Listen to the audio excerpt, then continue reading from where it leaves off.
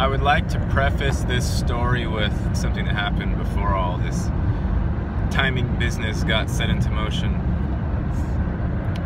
I was taking a passenger to downtown San Francisco, and on the way there, I forget what street it was. Bryant, I think it was Bryant Street. We came up over this hill, and there was somebody in the center of the street. This is like a two-way street, so not one way. Somebody was sitting in the center.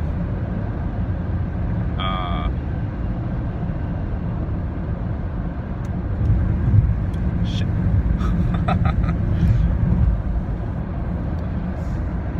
This is gonna mess up the whole timing thing, but the story is still good. So there was somebody sitting in the middle of the street. I just missed my my 101 exit, I think. Anyway, like a homeless person with their, you know, their stuff, their bags, their everything, and they weren't just sitting there. They were like slumped over, like in a sad, depressed-looking thing, lump in the middle of the road, and I came and went past so quickly that I didn't have any thoughts about, oh, maybe I should stop and help them out of the road.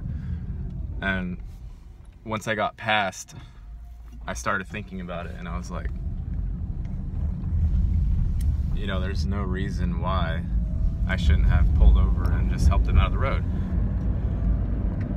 And then I thought back to the whole China thing and how the system there discourages people from helping others that are simply in the middle of the road for whatever reason, whether it's because they want to get hit by a car and get an insurance claim, or whether they just got hit by a car and it wasn't about money nonsense.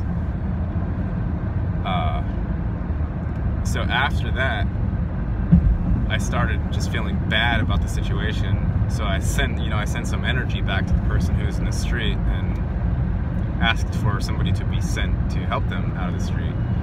And then I let go of it. Like, I'm not gonna guilt myself over it, but I took from that experience that, how do we get to the 101? There we go.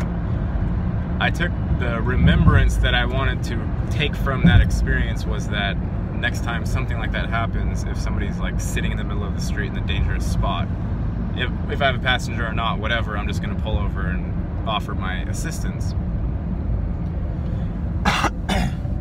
And then, okay, so I have a Reiki appointment with Eden today, and we hadn't established the time. We just said it was gonna be somewhere in the morning. Her whole morning is open, so anywhere between now and 12, essentially. And so after this, you know, person in the middle of the street situation came and went, and I was thinking about that, then I started thinking, okay, what time should I go?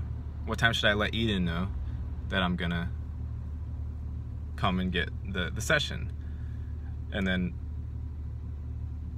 I was thinking, oh, 10 o'clock is probably reasonable. And as soon as I figured that 10 would be good, I got another ride request. And if I get long ride requests, it says something vague like long ride, 45 plus minutes. And that's all it says.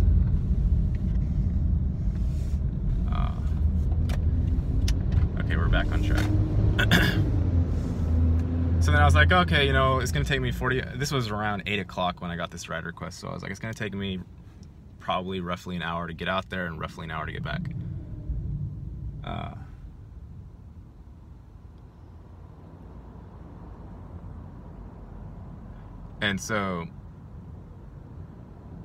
And then Eden texts me very soon after that, and she says, what time do you want your session at? And I was driving, you know, I'm still dropping this same passenger off, so I didn't respond. And then like 2 minutes later, she texts me and she says, how about 10 o'clock? And I'm like, okay, this is working well. And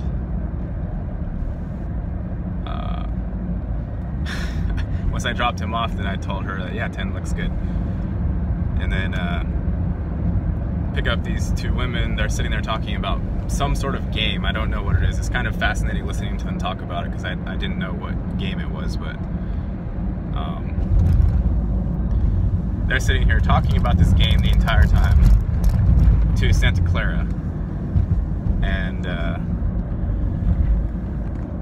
I still didn't know, you know, what time I would be back. I figured it would be roughly 10, but I didn't know for sure.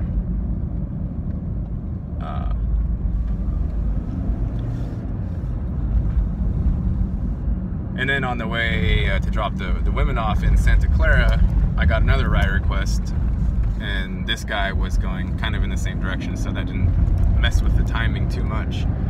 But dropped him off, and then I went and dropped the two women off in Santa Clara, and then I had to pee, so I went to pee. And then I came back and, you know, set Robbie and Eden's house in the GPS. And with the culmination of all of those events,